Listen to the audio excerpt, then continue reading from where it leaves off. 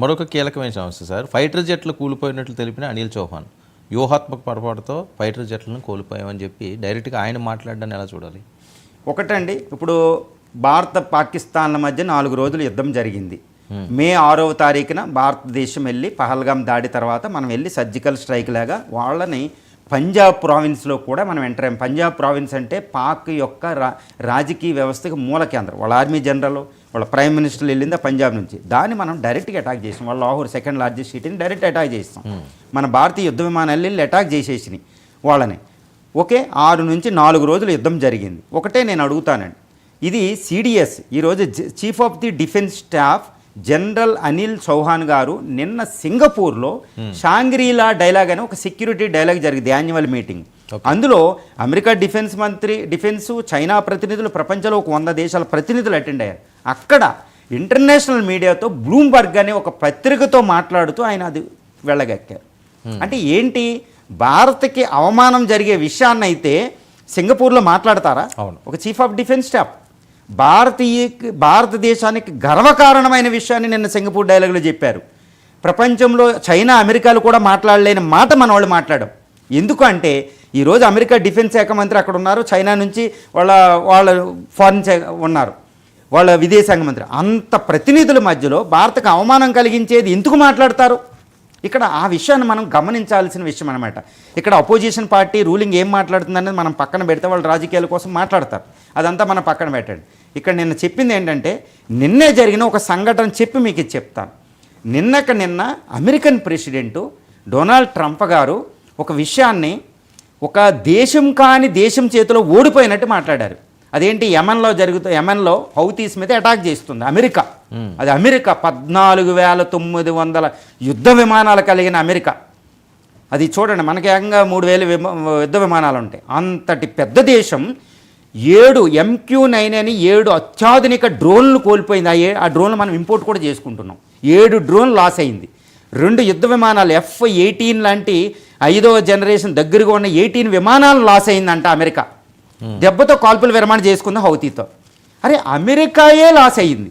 భారతదేశం ఒకవేళ Rafale loss అయినా, MiG-29 లాస్ అయినా, సుఖోయ్ లాస్ అయినా, మనం హౌతీస్ కాదు మనం దెబ్బలాడింది పాకిస్తాన్ శత్రువును కూడా ఇక్కడ గమనించండి. శత్రువు స్ట్రెంగ్త్ మనం చూడాలి. అది 12వ నౌకా వాయుసేన కలిగిన దేశం, 12th లార్జెస్ట్ ఎయిర్ ఫోర్స్ ఉంది, పెద్ద అత్యాధునిక యుద్ధ విమానాలు ఉన్నాయి, 4.5 జనరేషన్, JF-10, JF-17 లాంటివి, MQ-9 వాయు రక్షణ వ్యవస్థలు ఉన్నాయి. అంత అత్యాధునికం. ఇంకోటి చెప్పాలంటే, పాకిస్తాన్ తన జీవితాన్ని పక్కన పెట్టి పీపుల్ని బికారాలను చేసి మొత్తం డబ్బంతా ఇండియాకి వ్యతిరేకంగా ఆయుధాలు సంపాదించుకుంటుంది. దాని దగ్గర ఆయుధాలు ఉండవా? అలాంటి దేశంతో మనం మొత్తం వాళ్ళ వాయుసేన అంతటిని, వాళ్ళ భూభాగాన్ని మొత్తం 7,96,000 చదరపు కిలోమీటర్ భూభాగాన్ని అటాక్ చేసి పడేస్తాం. ఇలాంటప్పుడు యుద్ధంలో లాస్ ఉండవా? రామాయణంలో శ్రీరామచంద్రుడికే దెబ్బలు తగులుతాయి, శ్రీకృష్ణుడు అర్జునుడు లాంటి వాళ్ళకే దెబ్బలు తగులుతాయి. అలాంటి అంటే యుద్ధ వీరుడికి దెబ్బలే అలంకరణ అండి. అందువల్ల యుద్ధాన్ని ఈరోజు నేను ఎంత గర్వంగా చెప్తున్నారండి CDS, chief of defence staff. Yes, యుద్ధం ఈ loss is a common in every war. However we defeated the entire Pakistan with in 4 days. ఎందుకంటే యుద్ధం అంటే ఈరోజు మనం వేసుకున్న వ్యూహాన్ని పట్టుకెళ్ళి సంవత్సరం పాటు యుద్ధం చేసేది కాదు. ప్రతి నిమిషానికి ఇంత మోడర్న్ అత్యాధునిక యుద్ధ తంత్రంలో ప్రతి గంటకి యుద్ధ తంత్రం మారిపోతుంది. సో 16th మాకు కొన్ని లాసెస్ వచ్చినాయి.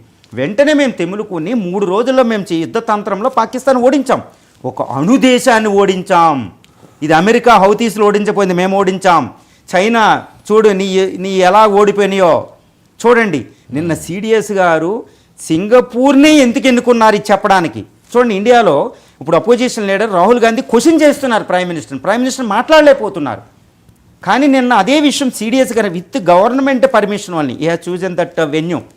షాంగ్రీలా dialogue is one of the best security dialogue. అక్కడ జర్మనీలో ఒకటి జరుగుతూ ఉంటుంది ఇలాంటిది, మ్యూనిచ్ సెక్యూరిటీ డైలాగ్ లాగా. ఇక్కడ షాంగ్రీలా డైలాగ్ ఇక్కడ మాట్లాడారంటే one of the best thing అండి. నిన్న భారతీయులందరూ గర్వపడవలసింది.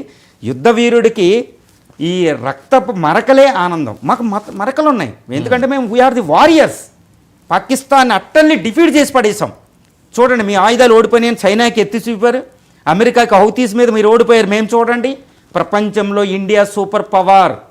ఇండియా ఆర్మీ పరంగా మిలిటరీ పరంగా సూపర్ పవర్, మీరు ఎక్కడ ఉండాలి అక్కడ ఉండండి అని సిడిఎస్ గారు మాట్లాడండి. ఆయన మాట్లాడిన మాటల్లో ఒక అంతరార్థాన్ని మనం గమనించుకోవాలి. సో ఇక్కడ అపోజిషన్ లీడర్ కానీ, ఓకే, రాహుల్ గాంధీ గారు కానీ, కాంగ్రెస్ కానీ, ఏ పార్టీ కూడా యుద్ధ విమానాలు లాస్ అయినాయి అనే మాట మాట్లాడకూడదు.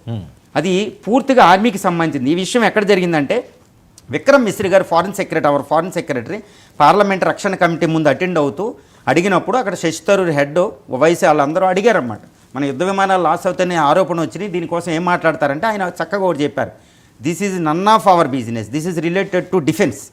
అది సెక్యూరిటీ చూసే ఒక డిఫెన్స్ త్రివిధ దళాలు మాట్లాడతాయి. ఎందుకంటే వాళ్ళు ఏ సందర్భంలో మాట్లాడాలి, ఎక్కడ మాట్లాడాలి అనేది మాట్లాడతారు. ఇది మనం చేయకూడదు, సెక్యూరిటీ కదా. ఇది నిజంగా మన లాస్ అయినా ఎంత లాస్ అవ్వాలో చెప్పాలా, నేను ఆయన చెప్పాడు అద్భుతంగా. So this is nothing to do with పాలిటిక్స్కి సంబంధించింది కాదు, రాజకీయాలకు అతీతమైన చట్టభద్రతలకు సంబంధించింది, దేశ భద్రతకి సంబంధించింది. ఆ దేశ భద్రతకి మన డిఫెన్స్ ఫోర్సెస్, అమెరికా రక్షణ మంత్రి మాట్లాడినట్టు కూడా మాట్లాడు, one of the best defence forces. వాళ్ళకి ఎప్పుడూ రాజకీయాలు ఉండవు, రాజకీయాలు మాట్లాడేవాళ్ళు వాళ్ళ విషయంలో జాగ్రత్తగా ఉంటారు.